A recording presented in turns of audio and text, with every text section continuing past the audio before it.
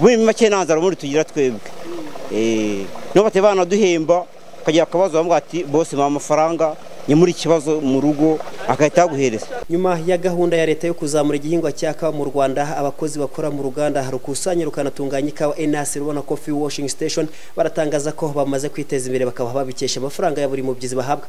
Ubusanzwe buri mukozi ukora muri ruganda habarirwa nibura amafaranga y'u Rwanda 200 ku munsi, bigatuma habonekera igihe bakabasha gukemura ibibazo byabo byo mu ngo ndetse bakafasha n'abavandimwe babo.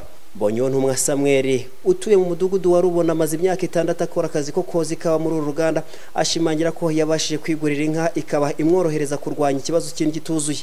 Cyo nishimira cyane nuko twaje kaduteza imbere mu mwanya wamwe mu bukene, ubu naguzemo inka yanjye maze kumbyara kabiri. Uretse kubateza imbere, bamwe mu bakozi b'uruganda rw'ikawa rwa Rubona bavuga ko nyuma yaho baboneye akazi mu ruganda basigaye bishyurira ubwisungane mu kwivuza ku gihe, ariko kandi amafaranga bahembwa agatuma bagira n'isuku ku mubiri nk'isoko y'ubuzima.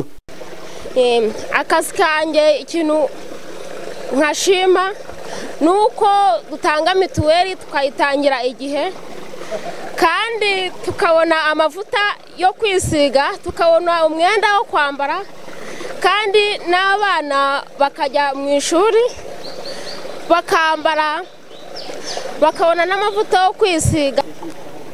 Ntanga mituweli ku gihe, akarya neza, umuntu akambara neza.